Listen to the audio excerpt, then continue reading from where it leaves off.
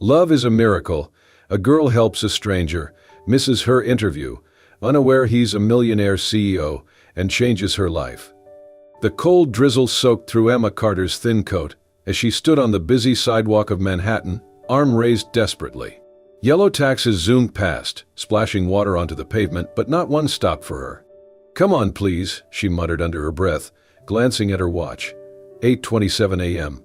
She had less than half an hour to reach Thorne Enterprises for what could be the most important interview of her life. A black sedan slowed near the curb, and Emma took a hopeful step forward, only to watch a businessman in an expensive suit slide in before she could reach it. She let out a frustrated sigh and checked her phone.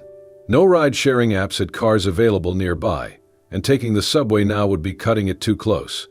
"Are you kidding me?" she groaned, her heartbeat picking up as she calculated her rapidly shrinking window of time. Just as she was about to turn and sprint toward the nearest bus stop, a disturbance on the sidewalk caught her eye. A man in a dark gray suit staggered near a lamppost, one hand clutching his chest. His neatly combed dark hair was damp from the rain, and though he exuded wealth and power, there was something undeniably fragile about the way he swayed. Then, suddenly, he collapsed. Emma's breath hitched. For a second, she hesitated. People walked past him without a second glance, too busy, too indifferent, or simply assuming someone else would step in. Her fingers tightened around the strap of her bag. If she helped him, she would be late, possibly too late. This interview was her chance, a dream job, a career breakthrough. Her pulse pounded in her ears as she took a single step toward the street. A taxi was approaching.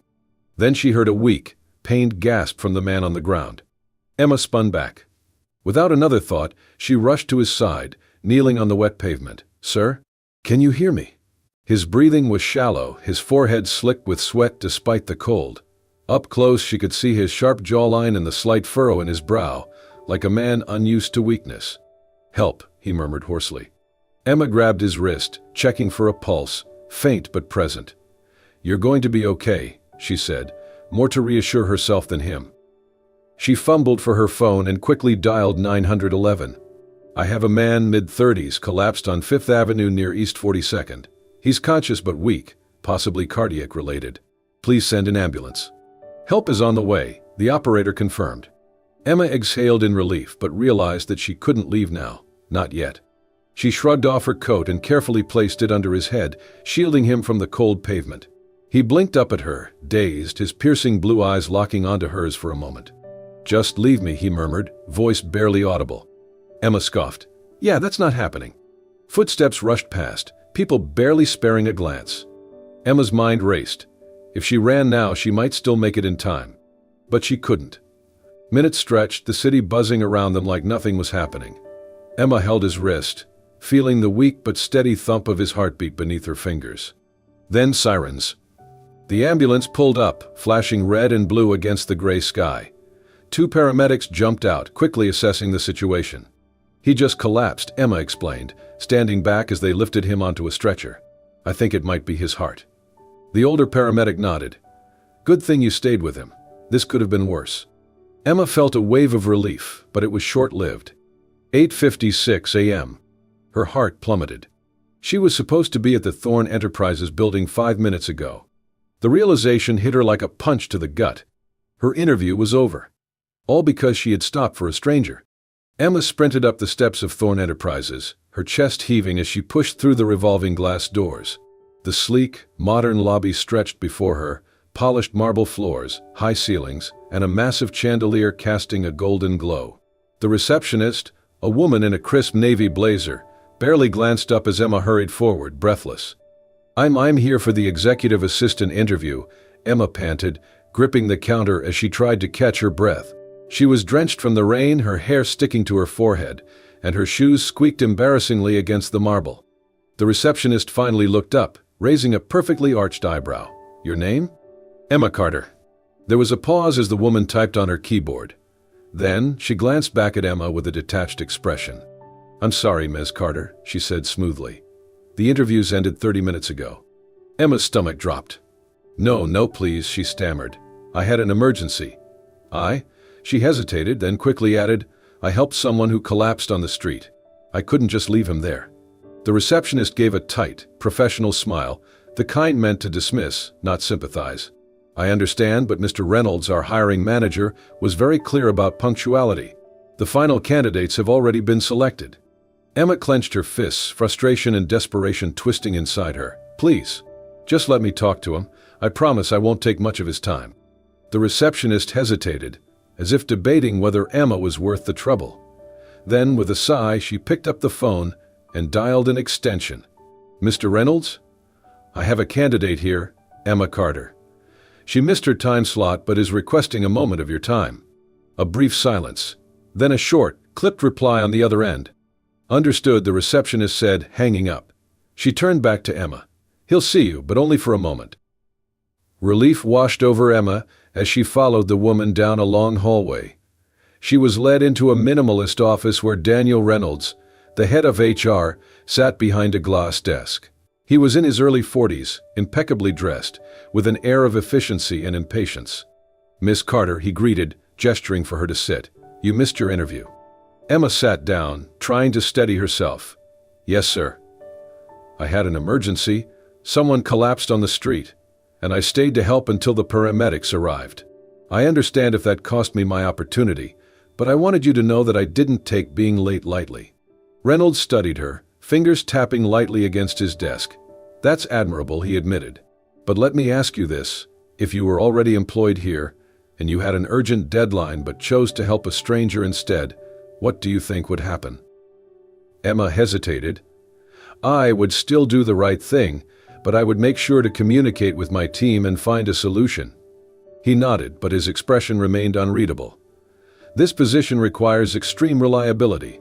Our executives deal with billion-dollar decisions daily.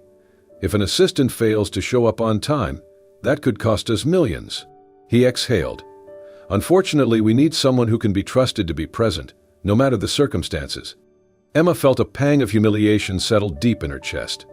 "So that's it?" she asked, voice quiet. "I lose my chance because I helped someone?"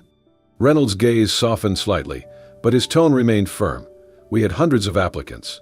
Everyone here had to make sacrifices to prove their dedication. You made a choice, Miss Carter. And while it was the morally right one, it wasn't the right one for this company." Emma swallowed hard, her heart sinking. "Thank you for your time," she murmured, rising from the chair. Reynolds simply nodded, already turning back to his computer.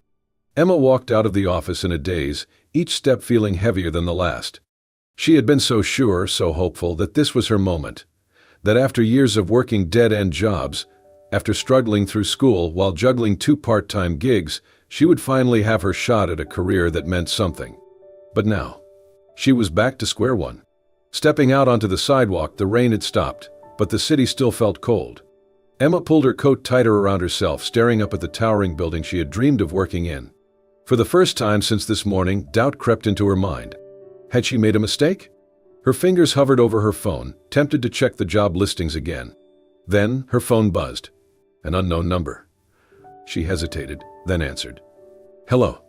Is this Emma Carter?" a woman's voice asked. "Yes. This is Bellevue Hospital. The man you helped this morning has regained consciousness. He asked to see you." Emma's breath caught. She looked back at Thorne Enterprises, then at the bustling city ahead. The job was gone. But now there was another path opening before her. And she was suddenly very curious to find out where it led. The scent of antiseptic filled the air as Emma stepped into Bellevue Hospital, her footsteps echoing softly against the pristine tile floors. The place was busy, nurses moving briskly, doctors conferring in hushed tones, but Emma's focus was singular. She approached the front desk, clearing her throat. "Hi, I got a call about a patient who asked for me. He collapsed on 5th Avenue this morning." The receptionist checked her notes. "That would be Mr. Thorne. Room 412, down the hall to your right." Emma nodded her thanks and followed the corridor, her heart beating a little too fast. When she reached the door, she hesitated. What exactly was she walking into? A simple thank you? A man curious about the stranger who had stayed by his side? Or something else entirely? She took a deep breath and knocked lightly before pushing the door open. Inside, the man she had saved earlier, Richard Thorne, was sitting up in bed, his suit jacket removed but his dress shirt still crisp, sleeves rolled up to reveal strong forearms. He looked composed despite the IV drip attached to his arm. His gaze lifted when she entered, blue eyes sharp and assessing. "You came," he said, his voice smoother than she expected, with a quiet authority beneath it. Emma shrugged, stepping closer. "You asked for me." Richard studied her, then gestured toward the chair by his bedside. "Please, sit." She did, feeling strangely out of place in the sterile hospital room. There was a brief silence before he spoke again. "I assume you missed your interview because of me." His tone wasn't apologetic, just matter of fact. Emma exhaled, leaning back. "Yeah, but I don't regret it." His brows lifted slightly, as if her answer surprised him. "Why?" She tilted her head, considering her words. "Then," she said with quiet certainty, "because life is more important than a job. I can find another opportunity, but if you had died, there wouldn't be a second chance." Richard didn't respond immediately. Instead, he simply watched her, his expression unreadable. For a moment, Emma wondered if she had said something wrong. Then he chuckled, a low, warm sound that caught her off guard. His lips curved slightly as he leaned back against the pillows. "Not many people think that way," he murmured. Emma frowned. "I find that hard to believe." Richard's gaze darkened, as if he were remembering something distant. "Most people would have kept walking. You didn't." She shifted in her chair, suddenly feeling self-conscious under his scrutiny. "I don't know. It wasn't really a choice. I saw someone in trouble, and I acted." Richard tapped his fingers lightly against the blanket, seeming to consider her words. Then, abruptly, he changed the subject. "Have you eaten yet?" Emma blinked, caught off guard. "What?" "I'd like to thank you properly. Join me for dinner." She hesitated, glancing at the IV in his arm. "Are you even allowed to eat real food right now?" His mouth twitched in amusement. "I'll be discharged in a few hours." Emma bit her lip, uncertain. This man, Richard Thorne, was clearly someone powerful. Even sitting in a hospital bed, there was an undeniable presence about him. And yet, she was curious. "All right," she said finally, "but only if you promise not to collapse on me again." Richard smirked. "I'll do my best." And just like that, the course of Emma's life shifted in a direction she never expected. The dim glow of chandeliers bathed the restaurant in golden light, reflecting off the polished marble floors and crisp white tablecloths. Emma shifted uncomfortably in her chair, her fingers lightly tracing the edge of the fine china plate in front of her. She had expected a casual dinner, maybe a small cafe near the hospital, a quiet place to talk. Instead, Richard had brought her to one of the most exclusive restaurants in Manhattan. The kind where the waiters wore tailored suits and spoke in hushed, reverent tones. She felt wildly out of place. Across the table, Richard looked completely at ease. He had changed from his hospital attire into a well-fitted black suit, his dark hair neatly combed back. He exuded a quiet confidence, like someone used to commanding rooms, making decisions that shaped industries. Emma took a sip of her water, trying to ignore the glances from the elegantly dressed patrons around them. "So, do you bring all the people who save your life to places like this?"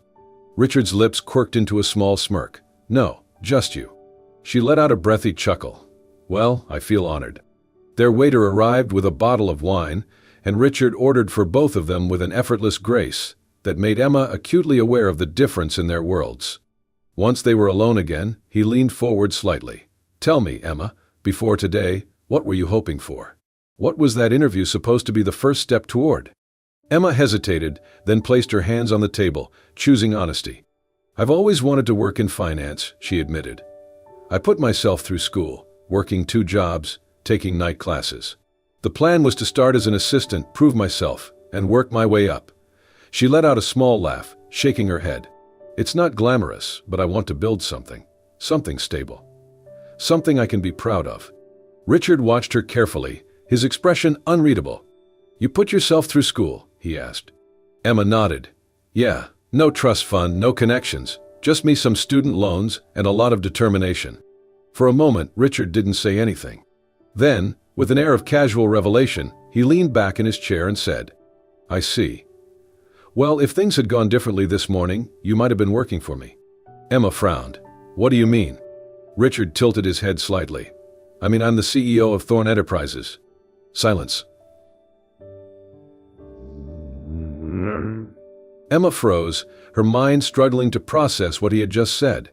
For a moment, she thought she had misheard him. But then, the name clicked. Thorne Enterprises. The company she had been desperate to work for. The interview she had missed. The man she had saved was the same man who could have decided her career. Her stomach dropped. "You," she started, but the words caught in her throat. "You're the CEO?" Richard nodded, watching her reaction with quiet amusement. Emma blinked, her heart racing. She had spent the entire day thinking she had lost her one shot at a future, only to find out that the very man she had sacrificed her interview for was the one person who could have hired her outright. She leaned back in her chair, exhaling sharply. Wow, that's unexpected." Richard studied her for a moment, then said, "You impressed me today." Emma let out a short laugh, still in mild shock. "I impressed you? I thought you just said I was unreliable for missing an important meeting." His expression softened slightly. "You weren't unreliable. You made a choice, a rare one." Emma swallowed, her mind still reeling. Then, Richard leaned forward, his voice calm but undeniably firm. "I want to offer you a job." Emma stared at him, her pulse hammering in her ears. "A job?" she repeated, almost not trusting what she had just heard. Richard nodded. "A trial period. No interview, no standard process. Just you proving what you're capable of." Emma's breath caught. This was everything she had worked for, a chance to step into the world she had fought so hard to enter. And yet, something inside her hesitated. She looked down at her hands, her mind torn. "That's incredibly generous," she said carefully. "But I don't want to be given a job just because I happen to be in the right place at the right time." Richard didn't look surprised by her response. If anything, his smirk deepened, as if he had expected her to say that. "Then don't take it as a favor," he said simply. "Take it as a challenge. Prove that you belong there." Emma bit her lip, feeling the weight of the decision pressing down on her. This could change everything. But was she ready for it? Emma stood in front of the Thorne Enterprises skyscraper, staring up at the glass facade that reflected the morning sun. A week ago, she had walked away from this building in defeat, convinced that she had lost her only shot. Now she was stepping inside not as a desperate job applicant, but as an intern with something to prove. She exhaled sharply and pushed through the doors. The lobby was a sea of power suits and confident strides, a world where no one hesitated, no one faltered. She refused to be the exception. At the receptionist's desk, a woman with sharp cheekbones and a perfectly tailored dress glanced up. "Ms. Carter?" Emma nodded. "Follow me. Mr. Thorne is expecting you." Emma squared her shoulders and walked with purpose, though her heart pounded. Richard's office was sleek and modern, all glass, dark wood, and quiet authority. He stood near the window, looking out at the city skyline, hands in his pockets. "You're early," he noted, turning to face her. Emma lifted her chin slightly. "I figured I should set the right impression." A flicker of approval crossed his face before he gestured toward a chair. "Sit." She did, gripping her notebook tightly, prepared for some kind of formal orientation speech. Instead, Richard leaned against his desk and said, "Tell me what you want out of this." Emma hesitated for only a second. "I want to prove I deserve to be here. I don't want to be given anything I haven't earned." Richard studied her for a moment, then nodded. "Good. Because no one here is going to take it easy on you." That was exactly what she wanted to hear. He handed her a folder. "Your internship is temporary. 6 weeks. If you succeed, you stay. If you don't," he let the sentence hang in the air. Emma took the folder, gripping it tightly. "I won't give you a reason to let me go." His lips quirked slightly. "Let's see if you can back that up." From the moment Emma stepped into her department, she could feel the weight of judgment. The other interns, most from Ivy League schools, with impeccable resumes and last names that opened doors, made it clear that they considered her an outsider. "She's the CEO's special case," she overheard one of them whisper. "Think she actually got in on merit," another muttered. Emma refused to react. She had expected this. She welcomed it. If they wanted to doubt her, she'd make sure she outworked every single one of them. She stayed late, arrived early, took on extra assignments, and made no excuses. When an opportunity arose to present financial projections for an upcoming project, she volunteered, even when she knew the others expected her to fail. She didn't. When she finished her presentation, the silence in the conference room was thick. Then, Richard, who had been sitting at the far end of the table, listening intently, smirked slightly and nodded. "Solid work, Carter." It was the first acknowledgement she had received from him in weeks, and though it was brief, it sent a thrill through her chest. The others had no choice but to take her seriously after that. The more Emma worked, the more she noticed something about Richard, something beyond the cold, intimidating CEO persona. He wasn't just demanding, he was deeply invested in his work. He noticed things others didn't. When an analyst miscalculated a report, he caught the mistake instantly. When Emma hesitated on a financial strategy question, he didn't give her the answer, he made her figure it out herself. It was frustrating and exhilarating. The rare moments when their interactions turned personal caught Emma off guard. One evening, after most of the office had cleared out, she walked past his open door. "You're still here?" he asked, glancing up from his laptop. She held up a stack of files, trying to prove I belong. His expression softened just slightly. "You already do." She knew he meant professionally, but it still made her heart race. It started as a low hum of awareness, something she ignored at first. Then it became harder. The way he looked at her during meetings, thoughtful, interested, a little amused. The way their casual interactions sometimes stretched longer than necessary. The way her pulse picked up every time she heard his voice. She didn't know if it was admiration or something deeper. But she knew it was dangerous. This was her boss. This was the man who held her career in his hands. She couldn't afford distractions. And yet, she couldn't stop thinking about him. Emma shoved the feelings down and focused on the work. Because if she let herself fall, it would be a long way down. Emma had always prided herself on being rational. She had spent years focusing on her career, pushing through obstacles, and never letting emotions cloud her judgment. But Richard Thorne was making that impossible. She wasn't sure when it started. Maybe it was the late nights, the quiet moments when the office emptied, leaving just the two of them, working side by side in companionable silence. Maybe it was the way he challenged her, pushing her to think deeper, be better. Or maybe it was just him. The way his sharp blue eyes softened when she spoke. The rare but genuine smirk when she surprised him with an idea he hadn't considered. The way he always seemed to notice her, even in a room full of people. Emma tried to ignore it. She reminded herself, he's your boss. This is dangerous. He would never see you that way. And yet, there was something there.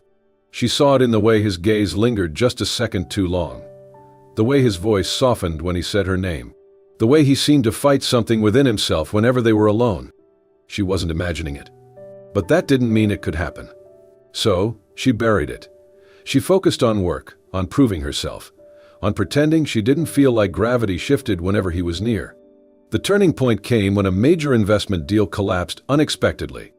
Emma had been in the conference room when the news broke. One of their biggest clients was pulling out of a multi-million-dollar project, and the fallout would be catastrophic. Tension crackled in the air as the senior executive scrambled for solutions. Richard sat at the head of the table, his expression unreadable. But Emma could see the tightness in his jaw. He was already calculating the damage, looking for a way out. And then, before she could think twice, she spoke up. "What if we restructure the deal?" The room went silent. Emma swallowed, feeling the weight of every stare. She wasn't supposed to be talking. She was an intern. Richard's gaze snapped to hers. "Explain." Emma straightened in her chair. "The client is backing out because of the upfront risk. But if we adjust the terms, offer them a performance-based payout model instead of an initial investment, they might reconsider." The executives exchanged skeptical glances. "That would require us to take on a portion of the risk ourselves," one of them pointed out. "Yes," Emma admitted, pulse racing. "But it also shows confidence in our own projections. And if it works, we don't just save the deal, we strengthen our relationship with the client." Silence. Then Richard smirked. "That," he said, "is a damn good idea." He turned to his team. "Work on the numbers. If the projections hold, we pitch this by the end of the day." Emma barely processed what had just happened. But later, when the deal was salvaged and everyone else had left for the night, Richard found her in the hallway. "You impressed me today," he said quietly. Emma looked up at him, heart pounding. "I just did what I thought was right." Richard exhaled, studying her like he was seeing her in a new light. "I want you on my team permanently," he said. "Not as an intern, as my executive assistant." Emma froze. This was everything she had worked for, a real position, a place at the table. But it also meant staying close to him. And that was starting to feel more dangerous than anything else. She accepted the job. Of course she did. And things should have gone back to normal. But they didn't.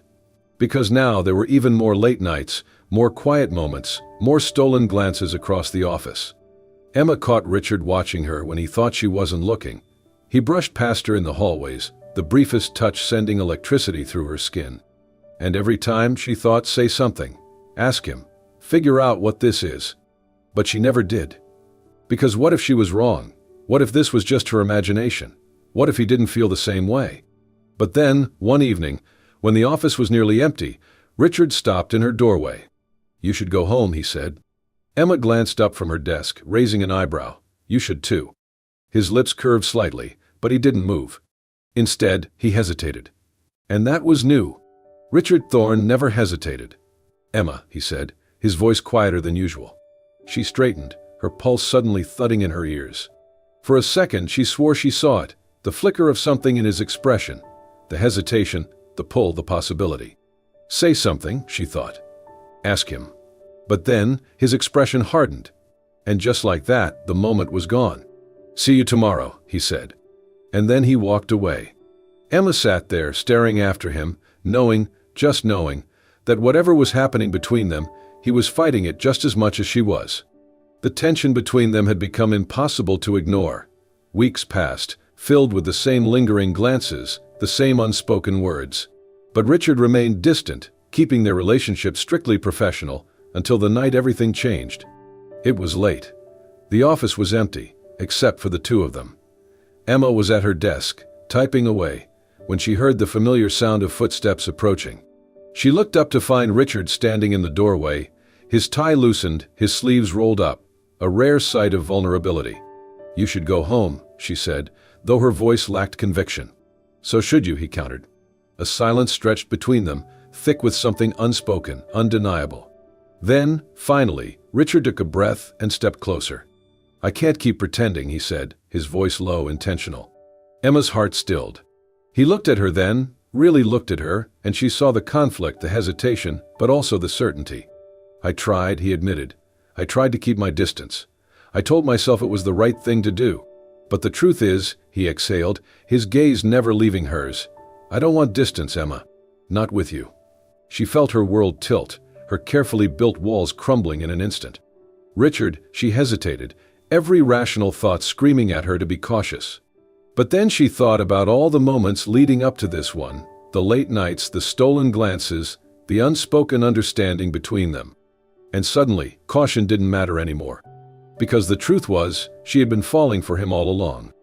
A slow, relieved smile crossed Richard's face, as if he had been waiting, hoping, for her to say those words. He reached for her then, and she didn't pull away. Not this time. Navigating their relationship within the company wasn't easy, but they found a balance, professional in the office, deeply connected outside of it. They didn't hide what they had, but they also didn't let it interfere with their work. And despite her initial fears, Emma proved herself, not as the woman dating the CEO, but as someone who had earned her place. Months passed. Seasons changed. And then, 1 year later, everything came full circle. The rooftop restaurant was quiet, the New York skyline stretching endlessly beyond them. Candlelight flickered across their table, reflecting in Richard's blue eyes as he watched her with something deeper than admiration, something certain, unshakable. Emma laughed softly, shaking her head. "You're acting strange tonight." Richard smirked. "Strange?" She gestured at the private table, the exquisite meal, the soft music playing in the background. "Even for you, this is a bit much." Richard exhaled, suddenly looking almost nervous. Emma's teasing smile faltered. "Richard?" He reached into his jacket pocket, and, before she could fully process what was happening, produced a velvet box. Her breath caught. Slowly, he opened it, revealing a simple yet stunning diamond ring. Emma's hand flew to her mouth. "Marry me," he said, his voice steady but filled with emotion. She blinked, her heart pounding. "Richard, I knew from the moment you stayed by my side that day," he continued, his expression soft yet certain. "You didn't know who I was, but you stayed. And every day since, you've proven the kind of person you are, determined, brilliant, kind." He paused, his smirk returning, and incredibly stubborn. Emma let out a watery laugh, her chest tightening. "I don't want to spend another day pretending I don't need you," he admitted. "Because I do, Emma. In every way." Tears pricked her eyes, her heart overflowing. There was only one answer. "Yes," she whispered, her voice trembling. Richard let out a relieved chuckle, standing and pulling her into his arms before slipping the ring onto her finger. The city sparkled behind them, but nothing shone brighter than the future unfolding before them. A future built on kindness, perseverance, and love. A future they would face together. And so, what started as an act of kindness on a rainy morning became the beginning of a love story neither of them expected but both desperately needed. Emma and Richard's journey was one of sacrifice, resilience, and taking chances, not just on careers, but on each other. Because sometimes the things we fear losing the most lead us to exactly where we're meant to be. If you enjoyed this heartwarming story of love, fate, and perseverance, don't forget to like, share, and subscribe to Soul-Stirring Stories for more stories that touch your heart and inspire your soul. Thank you for watching, and we'll see you in the next story.